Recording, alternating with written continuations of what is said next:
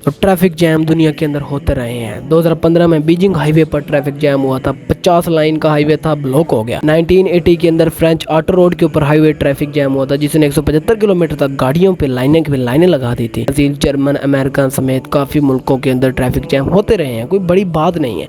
12 दिन तक भी गाड़ियां फंसी रह सकती हैं। लेकिन इस वीडियो के अंदर जो मैं आपको आज बताने लगा हूँ, वो ट्रैफिक जैम दुनिया का सबसे बड़ा ट्रैफिक जैम है। ये ट्रैफिक जैम कुछ दिनों, हफ्तों, महीनों का नहीं बल्कि 8 साल तक चलता रहा। दुनिया का सबसे लंबा और सबसे मुश्किल ट्रैफिक जैम सुएज कनाल में पेश आया था, जहां शिप और इसमें मौजूद हजारों क्रू मेंबर अगले 8 सालों तक बुरी तरह से फंसने वाले थे। हाईवे और एक्सप्रेस हाईवे पर ट्रैफिक जैम खुलवाने के लिए ज्यादा से ज्यादा कई दिन लग सकते हैं, लेकिन सुएज कनाल में होने वाला ट्रैफिक जैम को खुलवाना किसी के बस की बात नहीं थी। 1969 से पहले जब शिपिंग इंडस्ट्रीज के पास सुएज कनाल का तोहफा नहीं था, तो यूरोप और एशिया के दरमियान शिप्स को all the way African continent से घूमकर यूरोप जाना पड़ता था। सुएज कनाल ने शिपिंग इंडस्ट्रीज का महीनों का सफर को दिनों में बदल दिया था। अब यूरोप से शिप मेडिटेरियन सी से होती हुई डायरेक्ट रेड सी पहुंचकर एशिया कॉन्टिनेंट को एक्सेस कर सकती हैं। इस रूट को इस्तेमाल करके हर शिप तकरीबन 10,000 किलोमीटर तक का फासला बचा लेती है। इसके अलावा अफ्रीकन वाटर में पायरेट्स गैंग यहाँ से गुजरने वाले शिप्स को लूट लिया करते थे, जिनमें सोमालियन पायरेट्स और वेस्ट अफ्रीकन पायरेट्स काफी फेमस थे।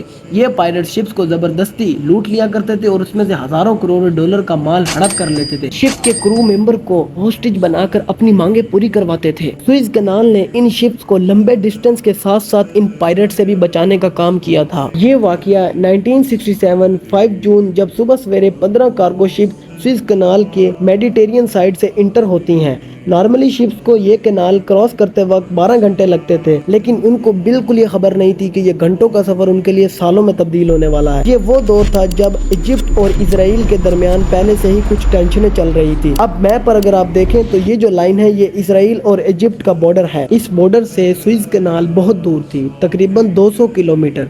इस पूरे हिस्से को साइनाइन पेनिनसुला कहा जाता है। क्योंकि ये बॉर्डर से अच्छे खासे फासले पर थी, तो इजिप्ट को और 15 शिप्स को इसराइल के साथ चलने वाली टेंशन की कोई परवाह नहीं थी। फिर उस दिन टेंशन से उबलने वाला लावा फट पड़ा और अचानक जंग की शुरुआत हो गई। इसराइल फोर्सेज ने इजिप्ट पर सरप्राइज अटैक कर दिया। सिर्फ एक ही घंटे के अंदर अंदर कई रॉकेट और प्लेन आ गिरे। हालात इतने खराब हो गए थे कि इजिप्शियन फोर्सेज ने सुएज कनाल को दोनों तरफ से बंद कर दिया गया। 6 सालों तक इन दोनों के दरमियान खटापटी चलती रही, लेकिन इसराइल फोर्सेज पूरी साइनाई पेनिनसुला पर कब्जा जमाने पर कामयाब हो गई थी। अब इसराइल और इजिप्ट का एक नया बॉर्डर बन गया था। सुएज कनाल अब इनके दरमियान बॉर्डर था। ये इजिप्ट की बहुत बुरी हार थी। इसराइल फोर्सेज सुएज कनाल को क्रॉस करके आगे ना बढ़े, इसलिए सुएज कनाल की दोनों तरफ कश्तियां खड़ी कर दी, अपनी ब्रिजेस खुद ही तबाह कर दिए और पूरे कनाल पर जगह जगह माइन इंस्टॉल कर दिए। इस कनाल को बंद करने की सिर्फ एक ही वजह थी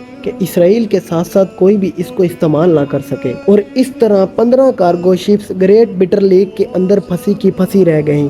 इनके वेस्ट में इजिप्शियन आर्मी और ईस्ट में इसराइल फोर्सेस थी। ये ना ही रेड सी में जा सकते थे और ना ही वापस मेडिटेरियन सी में आ सकते थे। इन शॉर्ट ये उसी जगह पर रहकर इंतजार कर सकते थे और कोई ऑप्शन नहीं था। इन शिप्स के अलावा और सैकड़ों शिप्स थी जिनको मेडिटेरियन और रेड सी में ही रोक दिया गया था। सब इस उम्मीद में थे कि शायद मामला हल हो जाए, लेकिन मामला और भी गंभीर होता जा रहा था। इसका नुकसान पूरी दुनिया को हो रहा था। शिपमेंट लेट हो रही थी और शिपिंग कॉस्ट बढ़ाई जा रही थी। ये वाकया शिप क्रू मेंबर के लिए भी बहुत परेशानी का बाइस था। इनमें British, German, Swedish, French, Polish और चेकोस्लोवेनियन और अमेरिकन शिप मौजूद थी। शिपिंग कंपनी ने ज्यादा क्रू वापस बुला लिया था, जबकि एक शिप पर 10 लोगों को छोड़ा गया मेंटेनेंस के लिए। 2 से 3 मंथ के बाद ये 10 लोगों का क्रू भी चेंज किया जाता था। वहाँ के क्रू ने अपने डिप्रेशन को कम करने के लिए एक्टिविटी का इंतजाम किया, जिनमें जर्मन शिप के अंदर एक छोटा सा चर्च बनाया गया, जहाँ पे सारे क्रिश्चियन संडे वाले दिन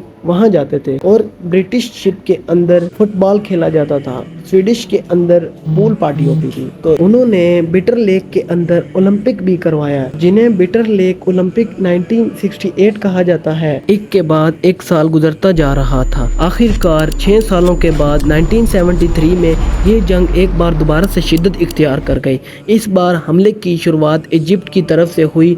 इजिप्ट अपनी पूरी ताकत के साथ साइनाई पेनिनसुला में घुसा اور اسرائیل فورسز کو کافی اندر دھکیل دیا۔ دونوں طرف سے بھرپور حملہ کیا گیا، لیکن اس بار ایک اسرائیلی راکٹ نہ چاہتے ہوئے ایک امریکن شپ پر جا لگا اور وہ برباد ہو کر ڈوب گئی۔ آخر کار ایک ہفتہ چلنے والی لڑائی کے بعد 24 اکتوبر 1973 کو دونوں کے درمیان سیز فائر ایگریمنٹ ہوا۔ 6 سال تک چلنے والی یہ جنگ اب ختم ہو چکی تھی، لیکن جام میں پھنسے ہوئے شپس کے لیے جنگ ابھی بھی چل رہی تھی۔ ان 6 سالوں کے اندر سیز کنال میں بہت ملبہ جمع ہو چکا تھا۔